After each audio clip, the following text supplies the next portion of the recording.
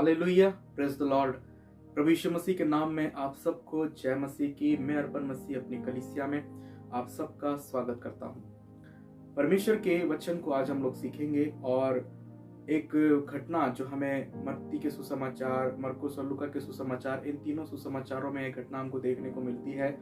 और वो घटना इस प्रकार से है कि कुछ एक लोग होते हैं जो अपने बच्चों को प्रभु यीशु मसीह के पास लेकर आते हैं। और जब चेले देखते हैं कि जो बच्चे हैं वो प्रभु यीशु मसीह के पास आ रहे हैं, उनके माता पिता अपने बच्चों को प्रभु यीशु मसीह के पास लेकर आ रहे हैं कि प्रभु यीशु मसीह उनके ऊपर अपने हाथ को रख के उन्हें आशीर्वाद दे, तो चेले उनको डांटते हैं कि प्रभु यीशु मसीह को तंग मत करो, प्रभु यीशु मसीह को परेशान मत करो। तो प्रभु यीशु मसीह उनसे कहते हैं कि उनको मेरे पास आने दो, उनको मना मत करो। और वहां पर जो लाइन प्रभु यीशु मसीह कहते हैं, जो वाक्य प्रभु यीशु मसीह कहते हैं, उस वाक्य के ऊपर हमें मनन करना, उस वाक्य के ऊपर हमको विचार करना बहुत जरूरी है। क्योंकि साधारण बात वहां पर प्रभु यीशु मसीह ने नहीं कही। प्रभु यीशु मसीह वहां पर इस प्रकार से कहते हैं, मैं आपके सामने लूका के सुसमाचार से पढ़ूंगा, उसके 18 अध्याय और उसके 15 वचन से, जहां पर लिखा हुआ है कि फिर लोग अपने बच्चों को उसके पास लाने लगे कि वह उन पर हाथ रखे, परंतु चेलों ने देखकर उन्हें डांटा। यीशु ने बच्चों को पास बुलाकर कहा कि बालकों को मेरे पास आने दो। इसके बाद जो बात प्रभु यीशु मसीह ने कही है उसके ऊपर ध्यान दीजिएगा। बालकों को मेरे पास आने दो, उन्हें मना मत करो, क्योंकि वचन में लिखा हुआ है। इस वाक्य को आप ध्यान से सुनिएगा। अगर आपके पास बाइबल है तो उस बाइबल में से इस वचन को आप निकाल कर खोल कर पढ़िए कि वहां पर प्रभु यीशु मसीह क्या कहते हैं। प्रभु यीशु मसीह उन बच्चों के द्वारा, जो बच्चे प्रभु यीशु मसीह के पास लाए गए थे, उन बच्चों के द्वारा एक बहुत ही महत्वपूर्ण शिक्षा, एक बहुत ही महत्वपूर्ण बात हम सब लोगों को सिखाना चाहते हैं। और प्रभु यीशु मसीह कहते हैं कि बालकों को मेरे पास आने दो, उन्हें मना मत करो, क्योंकि परमेश्वर का राज्य, ध्यान दे कि प्रभु यीशु मसीह क्या कहते हैं। प्रभु यीशु मसीह कहते हैं कि परमेश्वर का राज्य ऐसो ही का है। किसके जैसा? बालकों के जैसा। जो व्यक्ति है या जिस व्यक्ति का हृदय, जिस व्यक्ति का मन बच्चों के समान, बालकों के समान है, परमेश्वर का राज्य ऐसो ही का है। 17 वचन में प्रभु यीशु मसीह क्या कहते हैं, ध्यान से सुनिएगा कि मैं तुमसे सच कहता हूं कि जो कोई परमेश्वर के राज्य को बालक के समान ग्रहण न करे, जब तक कोई व्यक्ति परमेश्वर के राज्य को एक बालक के समान ग्रहण नहीं करेगा, वह उसमें कभी भी प्रवेश करने नहीं पाएगा। एक और वचन मैं आप लोगों के सामने पढ़ना चाहता हूं, मत्ती के सुसमाचार और उसके 18 अध्याय के 3 वचन को। यहाँ पर प्रभु यीशु मसीह ने स्पष्ट रीति से अपनी बात को रखा है, बच्चों को समझाते हुए, बालकों का उदाहरण देते हुए प्रभु यीशु मसीह यहाँ पर कहते हैं। आप लोग निकाल कर पढ़ सकते हैं मत्ती के सुसमाचार और उसके 18 अध्याय के 3 वचन को। स्क्रीन पर आप लोग इस वचन को देखिए, जहां पर लिखा हुआ है कि मैं तुमसे सच कहता हूं। प्रभु यीशु मसीह कहते हैं कि मैं तुमसे सच कहता हूं कि जब तक तुम न फिरो, जब तक तुम परिवर्तित ना हो, जब तक तुम ना फिरो, जब तक तुम्हारा हृदय ना बदले, और उसके बाद प्रभु यीशु मसीह कहते हैं और बालकों के समान ना बनो, जब तक तुम्हारा मन परिवर्तन नहीं होता और तुम बालकों के समान नहीं बनते, तुम परमेश्वर के राज्य में, स्वर्ग के राज्य में प्रवेश नहीं पाओगे। प्रभु यीशु मसीह कहते हैं कि जब तक तुम ना फिरो अपने पापों से, अपने अधर्मों से, अपने अपराधों से, अपनी गंदी आदतों से, जब तक तुम नहीं फिरोगे और अपने आप को एक बालक के समान नहीं बनाओगे, तब तक परमेश्वर के राज्य में प्रवेश नहीं कर पाओगे।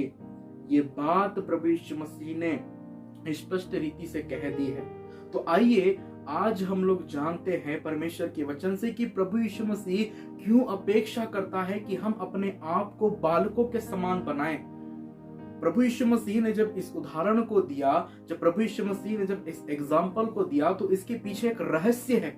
और आज उसी रहस्य को मैं आप लोगों के सामने रखना चाहूंगा, उस रहस्य को मैं आप लोगों के सामने प्रकट करना चाहूंगा परमेश्वर की पवित्र आत्मा की अगुवाई में होकर। सबसे पहली बात जो हमें उन बच्चों से सीखने की आवश्यकता है, हमें बालकों से सीखने की आवश्यकता है। प्रभु यीशु मसीह ने ऐसे ही बालकों का उदाहरण लेकर हमारे सामने ये बात नहीं रख दी कि जब तक हम नहीं फिरते और बालकों के समान नहीं बनते, हम परमेश्वर के राज्य में, स्वर्ग के राज्य में प्रवेश नहीं कर पाएंगे। ये मामूली बात नहीं है। परमेश्वर ने जो क्वालिटीज बच्चों में देखी, या बच्चों का जिस तरह का स्वभाव होता है, उनका जो नेचर होता है, जब तक उन बच्चों के उस स्वभाव को, उस नेचर को, उनके उस व्यक्तित्व, उनके उस चरित्र को हम अपने जीवन में नहीं उतार लेते पूरी तरीके से, तब तक हम परमेश्वर के उस स्वर्ग के राज्य में प्रवेश नहीं कर पाएंगे। और ये बात प्रभु यीशु मसीह ने कह दी है। तो हमें बालकों के समान बनना है। किन बातों में हमें बालकों के समान बनने की आवश्यकता है, उन बातों को मैं आज आप लोगों के सामने रखूंगा। सबसे पहली बात जो हमें बालकों से सीखनी है, जिससे हमें प्रेरणा लेनी है, और वो है निर्भर रहने के प्रति, या निर्भर रहने के लिए। हम सभी लोग जानते हैं कि हर एक छोटा बच्चा जो है वो पूरी तरह से अपने माता पिता के ऊपर डिपेंड होता है। वो अपने आप से कुछ नहीं करता। एक नवजात शिशु को हम लोग देख ले, उसके जन्म से लेकर जब तक वो बोलता नहीं, जब तक वो चलता नहीं, जब तक वो अपने आप से कुछ करने के योग्य नहीं होता, तब तक वो पूरी तरह से अपने माता पिता के ऊपर डिपेंड रहता है, अपने माता पिता के ऊपर निर्भर रहता है। और जब तक वो सयाना ना हो जाए, जब तक वो अपनी जवानी में ना पहुंच जाए, जब तक वो कमाने ना लगे, तब तक वो पूरी तरह से किसके ऊपर निर्भर रहता है? अपने मम्मी पापा के ऊपर, अपने माता पिता के ऊपर। तो प्रभु यीशु मसीह यहाँ पर हमें क्या सिखाना चाहते हैं? प्रभु हमें यहाँ पर यह सिखाना चाहते हैं कि हम जो प्रभु यीशु मसीह के ऊपर अपने विश्वास को लाते हैं, और यूहन्ना के सुसमाचार के 1 अध्याय के 12 वचन के अनुसार, जब हमने प्रभु यीशु मसीह के ऊपर विश्वास लिया, हमने जब प्रभु यीशु मसीह को विश्वास करके ग्रहण किया, तो हमारे परमेश्वर ने हमें अपनी संतान होने का अधिकार दिया है।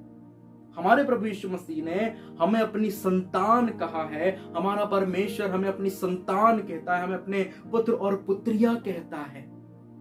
और जब वो हमें अपने पुत्र और पुत्रिया कहता है, तो वो हमारा पिता है। और वचन हमें यह सिखाता है, प्रभु यीशु मसीह हमसे अपेक्षा करते हैं कि उन बच्चों की तरह, उन बालकों की तरह हम पूरी तरह से परमेश्वर के ऊपर निर्भर रहे, हम पूरी तरह से उसके ऊपर डिपेंड रहे। हम अपने आप से कुछ करने की कोशिश न करें, लेकिन हर एक छोटी सी छोटी बात के लिए हम परमेश्वर के ऊपर निर्भर रहे। ये परमेश्वर हमसे चाहता है। वचन में इस प्रकार से लिखा हुआ है, वचन संहिता की पुस्तक और उसके 42 अध्याय और उसके 11 वचन को मैं आप लोगों के बीच में पढ़ूंगा, जहां पर सुंदर सा वचन यहाँ पर लिखा हुआ है। लिखा है कि परमेश्वर पर भरोसा रख, यहोवा पर भरोसा रख, क्योंकि वह मेरे मुख की चमक है और मेरा परमेश्वर है। हमारा परमेश्वर हमारे मुख की चमक है, वो हमारा परमेश्वर है। और भजनकार कहता है कि उस पर भरोसा रख। किस पर भरोसा रख? परमेश्वर पर भरोसा रख। उसके ऊपर हम पूरी तरह से निर्भर हो जाएं।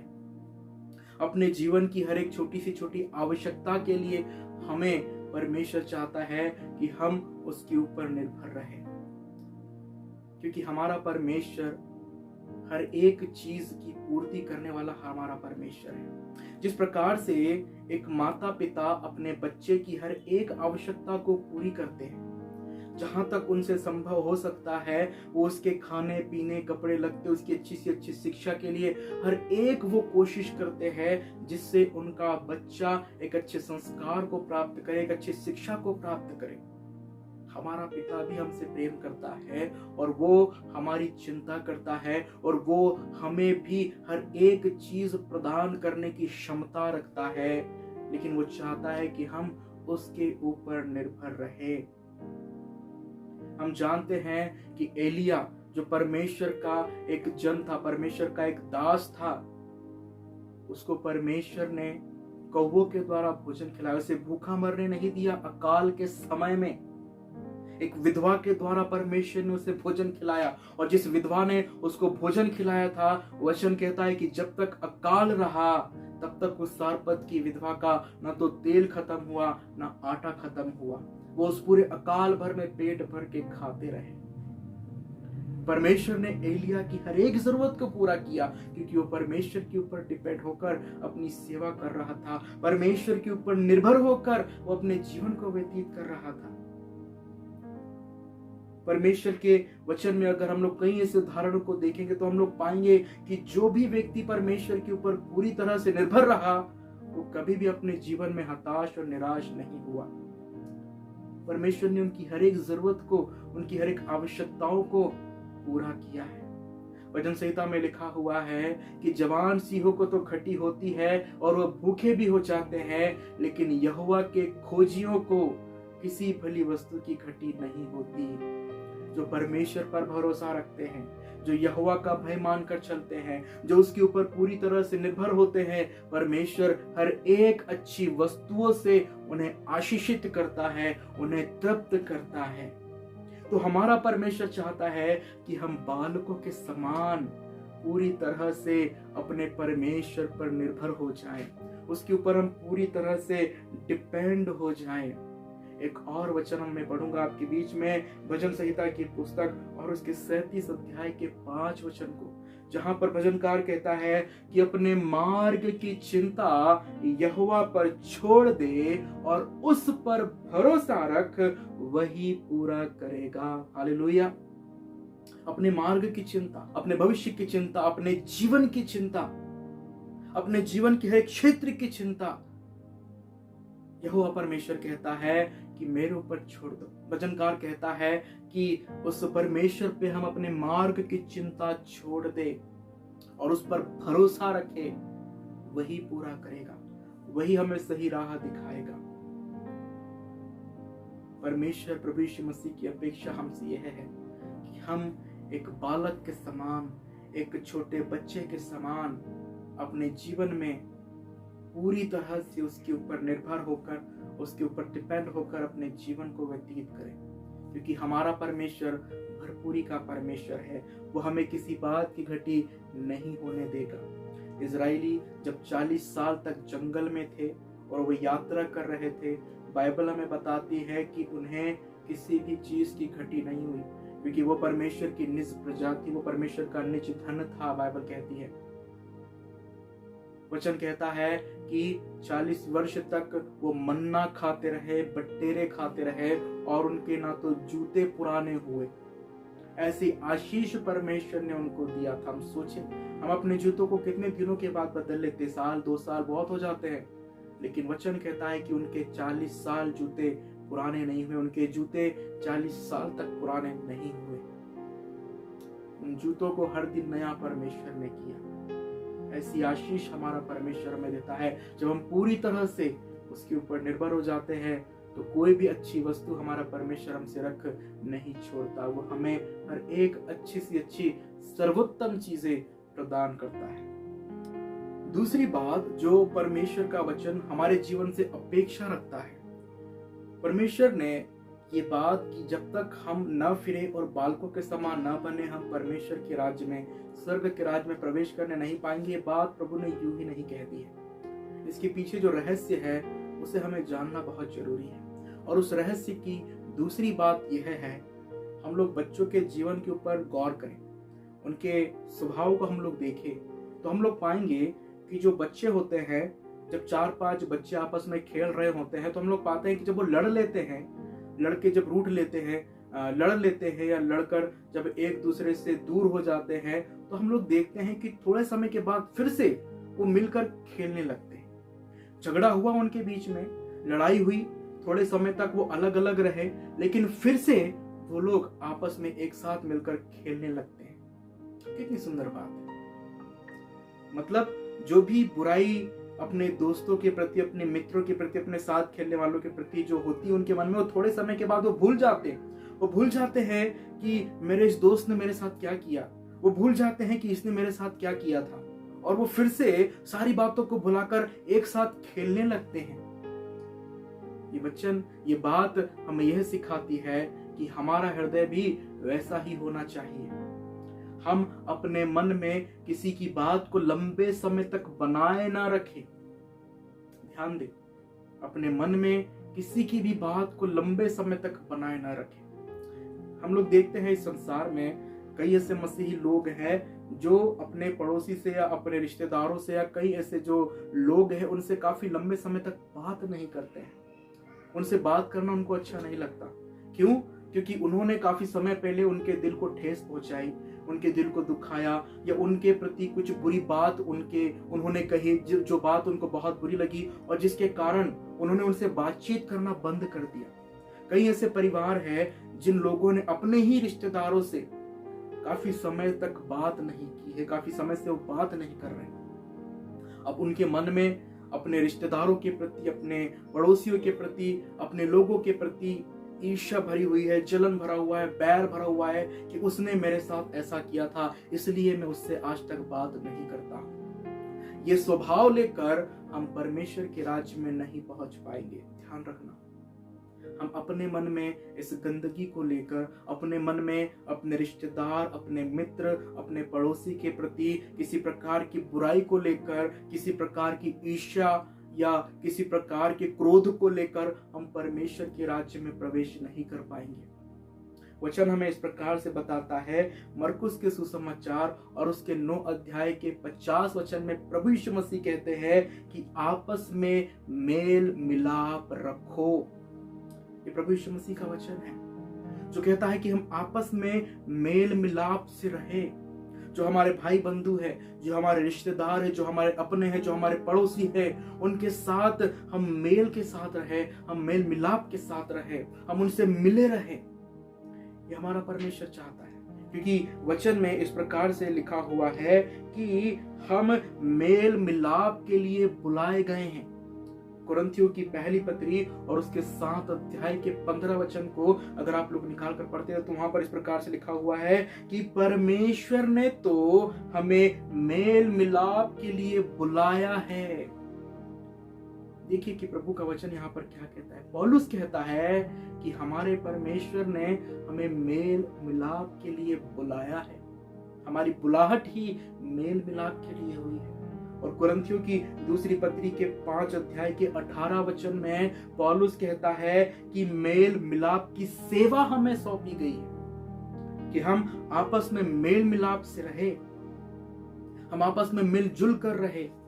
चाहे हमारे रिश्तेदारों ने, चाहे हमारे पड़ोसियों ने, चाहे हमारे मित्रों ने हमारे साथ कितना ही बुरा क्यों ना किया हो, हमें कितना ही नुकसान क्यों ना पहुंचाया हो, हमें कितनी ही ठेस क्यों ना पहुंचाई हो, लेकिन वचन कहता है कि उन सारी बातों को भूलकर हम उनके साथ मेल मिलाप से रहे, उनके साथ हम मिलकर रहे।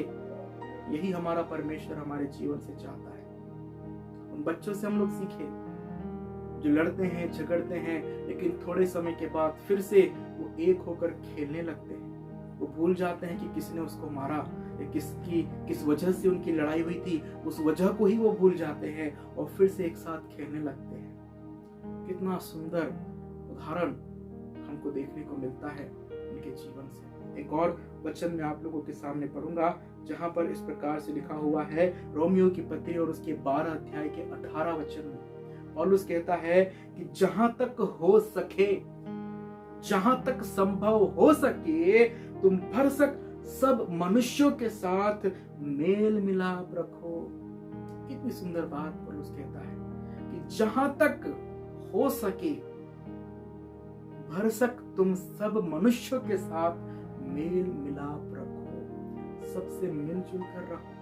और यही तो हमारा प्रभु हमसे चाहता है कि हम सब लोगों के साथ मिलकर रहे, हम सब लोगों के साथ हंसते खेलते रहे, हमारे मन में किसी के प्रति कोई बुराई ना रहे, हम किसी के प्रति अपने मन में क्रोध को बनाए ना रखें। हम लंबे समय तक अपने रिश्तेदारों से, अपने मित्रों से, अपने लोगों से बात नहीं करते हैं। काफी लंबा समय हो जाता है। कई ऐसे परिवार जो आज इस वीडियो को देख रहे होंगे, आप लोग जानते हैं कि कई ऐसी बातें हो जाती है, छोटी बातें, बड़ी बातें, जिनकी वजह से हम उनसे मुंह फुलाकर बैठ जाते हैं। कभी कभी तो उनकी शक्ल भी देखना हमें पसंद नहीं होता। जब हमारे सामने से गुजरते हैं तो हम अपनी मुंडी को दूसरी तरफ फिरा लेते हैं कि हमें उन्हें सलाम दुआ ना करना पड़े, हमें उन्हें जय मसीह की न बोलना पड़े। यहां तक होता है, लेकिन परमेश्वर ऐसा जीवन हमसे नहीं चाहता। परमेश्वर हमसे चाहता है कि हम सबके साथ मेल मिलाप से रहे, क्योंकि मेल मिलाप की सेवा ही तो हमारे परमेश्वर ने हमें सौंपी है। और मेल मिलाप के लिए ही तो हमारे परमेश्वर ने हमें बुलाया है। और वचन में इस प्रकार से भी लिखा हुआ है कि जब हम आपस में मेल मिलाप रखेंगे तभी तो लोग जानेंगे कि हम परमेश्वर के शिष्य, परमेश्वर के लोग, परमेश्वर के चेले हैं। ये प्रभु यीशु मसीह कहते हैं कि जब तुम आपस में मेल से रहोगे तब लोग जानेंगे कि तुम मेरे शिष्य हो। क्या हम अपने रिश्तेदारों के साथ, अपने मित्रों के साथ या उन लोगों के साथ जिन्होंने कई समय पहले हमारे दिल को ठेस पहुंचाई, हमें नुकसान पहुंचाया, हमें बुरा भला कहा, हमें गालियां दी, क्या उन लोगों के प्रति हमारे मन में हम क्रोध बनाए रखे हुए हैं? अगर रखे हुए हैं तो उस क्रोध को हम हटा दें, उस गुस्से को हम दूर कर दें और उनके साथ हम मेल मिलाप करें। वचन में एक भाग मैं आप लोगों के बीच में पढ़ूंगा। मत्ती के सुसमाचार के 5वें अध्याय को आप लोग निकालें तो वहां पर इस प्रकार से लिखा हुआ है 23 और 24 वचन में प्रभु यीशु मसीह कहते हैं कि यदि तू अपनी भेंट वेदी पर लाए और वहां तू स्मरण करे कि तेरे भाई के मन में तेरे लिए कुछ विरोध है, तो अपनी भेंट वहीं वेदी के सामने छोड़ दे और जाकर पहले अपने भाई से मेल मिलाप कर, तब जाकर अपनी भेंट चढ़ा। पहले अपने भाई से मेल मिलाप कर और उसके बाद आकर अपनी भेंट को चढ़ा। प्रभु यीशु मसीह कहते हैं हमारा परमेश्वर, हमारा प्रभु यीशु मसीह संसार में इसलिए आया कि वो हमें एक करे। अपनी महायाजकीय प्रार्थना में भी प्रभु यीशु मसीह ये कहते हैं यूहन्ना के 17 अध्याय में कि जिस प्रकार से है पिता कि मैं तुझ में एक हूँ, वैसे ही ये भी आपस में एक रहे। इनके मन में, इनके बीच में कोई विरोध ना हो, कोई लड़ाई झगड़ा ना हो। ये प्रभु यीशु मसीह की महायाजकीय प्रार्थना है। आप यूहन्ना के 17 अध्याय को पढ़िएगा जरा ध्यान से कि कितनी गंभीर प्रार्थना प्रभु यीशु मसीह ने वहां पर की है कलीसिया के लिए।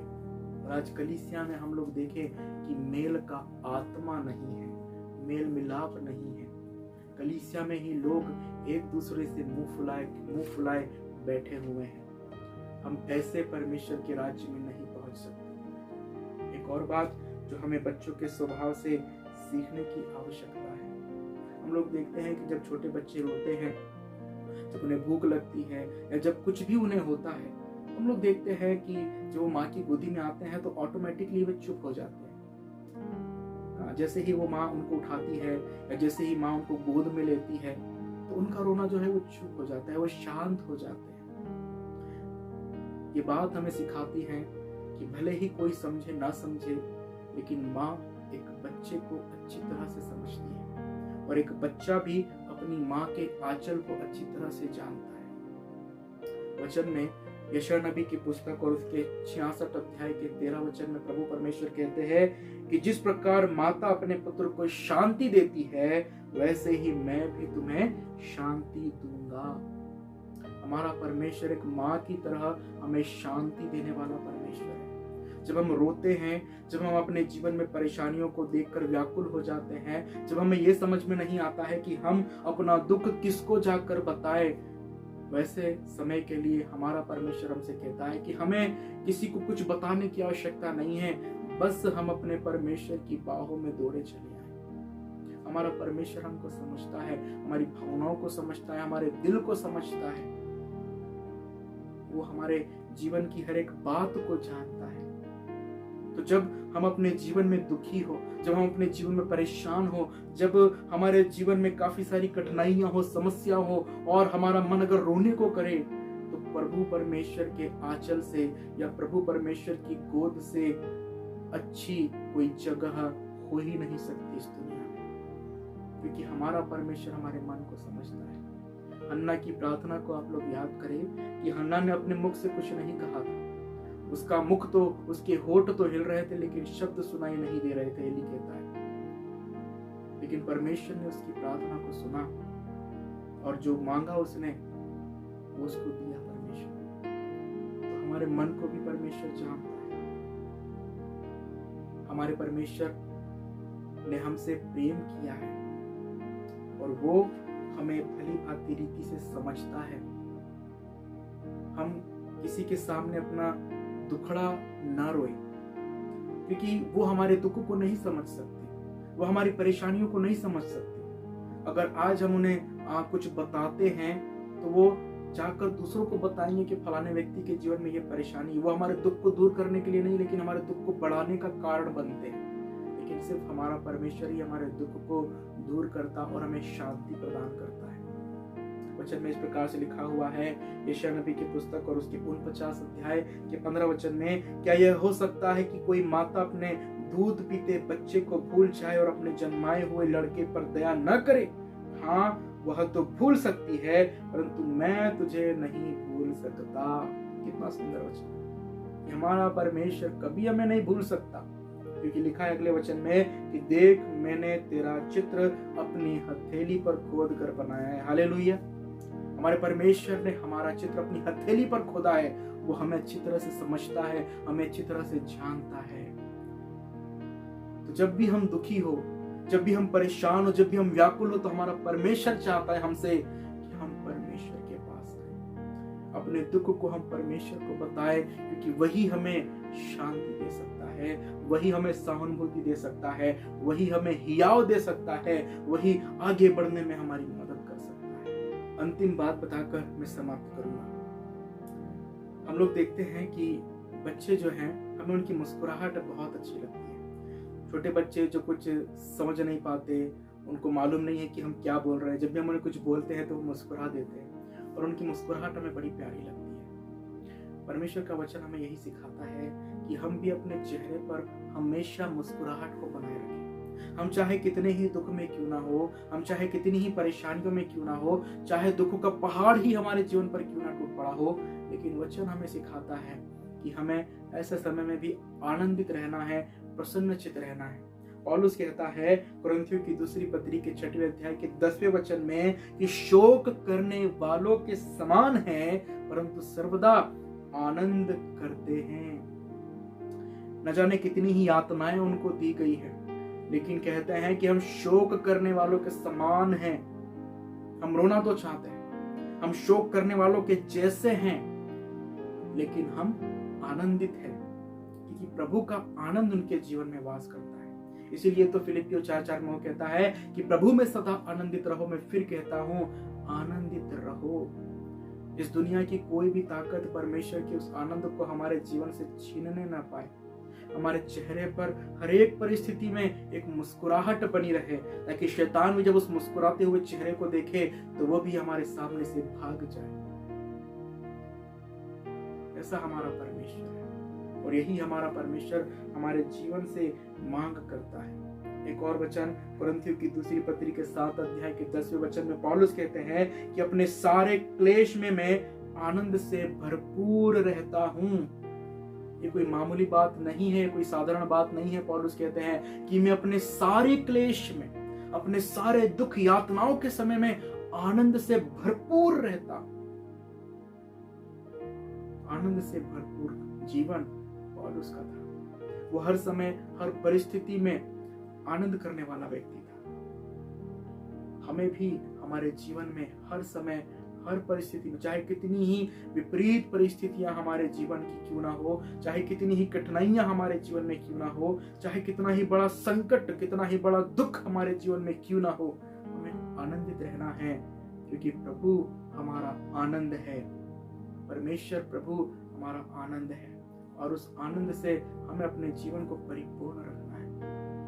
तो ये वो बातें हैं जो परमेश्वर का वचन हमें सिखाता है। हमें क्यों परमेश्वर प्रभु यीशु मसीह कहते हैं कि हमें बालकों के समान बनने की आवश्यकता है। इन वचनों के द्वारा मैंने आपको बताने की कोशिश किया है कि हमें क्यों बालकों के समान बनना है, या प्रभु यीशु मसीह क्यों अपेक्षा करते हैं कि हम बालकों के समान बनें। अगर हम स्वर्ग के राज्य में प्रवेश करना चाहते हैं, अगर हम ये चाहते हैं कि हम परमेश्वर के राज्य में उसके साथ जाएं, तो हमें अपने मन को बदलकर बालकों के समान बनना है। और ये 4 बातें मैंने आपको बताई है, उन बातों को आप अपने जीवन में जरूर फॉलो कीजिए। अपने जीवन में जिस प्रकार से बच्चे हर एक बात में अपने माता पिता के ऊपर निर्भर होते हैं, वैसे ही हम भी अपने जीवन में हर एक बातों के प्रति अपने परमेश्वर पिता के ऊपर निर्भर रहे, क्योंकि वो हमारा पिता है उसने हमको अपने लेपालक पुत्र और पुत्रियां बनाया है। उसको हमारी चिंता, उसको हमारा ध्यान है। हमारी हर एक चीज की, हमारी हर एक घटी की पूरी करने वाला, हमारी हर एक घटी को पूरा करने वाला हमारा परमेश्वर है। उसके ऊपर अपने भरोसे को बनाए रखें और उसके ऊपर निर्भर रहें। दूसरी बात जो हम सीखते हैं बालकों से, कि वो हमें मेल मिलाप से रहना सिखाते हैं। वो सारी बुराइयों को भूल जाते हैं, सारे क्रोध को भूल जाते हैं, सारी जो गलतियां जो किसी ने उनके लिए की उन सबको भूल जाते हैं और फिर से एक होकर वो खेलने लगते हैं। हमें मेल मिलाप का आत्मा परमेश्वर ने दिया है, मेल मिलाप की सेवा हमें परमेश्वर ने दी है, मेल मिलाप के लिए हमें बुलाया है। तो हमें भरसक जहां तक हो सके मेल मिलाप के साथ अपने भाई बंधुओं से, अपने रिश्तेदारों से, अपने पड़ोसियों से, अपने मित्रों से मेल मिलाप के साथ रहना है। तीसरी बात जो हमने सीखी कि जब बच्चे रोते हैं तो अपने माँ के आंचल में शांत हो जाते हैं, चुप हो जाते हैं, क्योंकि उनकी माँ उनको समझती है। वैसे हमारा पिता भी हमें समझता है, हमारा स्वर्गीय पिता भी हमें समझता है, हमारे दुख को समझता है और वो हमें शांति देता है और सुकून केवल उसी के पास है और कहीं पर नहीं। और अंतिम बात जो हमने सीखी कि हमारे चेहरे पे एक मुस्कुराहट हमेशा रहनी चाहिए। एक पवित्र आत्मा को वो आनंद हमारे जीवन में हमेशा बना रहना चाहिए, चाहे कैसी ही परिस्थितियां क्यों ना हो। बच्चे भी मुस्कुराते रहते हैं जब तक उन्हें भूख ना लगे या जब तक कुछ परेशानी उनको ना हो, तब तक वो उनके चेहरे पे एक मुस्कुराहट हम लोग देखते हैं। हमेशा मुस्कुराते रहने वाले, हमें भी हमेशा मुस्कुराते रहने वाला बनना है। परमेश्वर इन वचनों के द्वारा हम सबको अपनी आशीष दे और आपके जीवन को भी परमेश्वर इन वचनों के द्वारा बहुत से आशीषित करे। परमेश्वर हम सबको आशीष दे।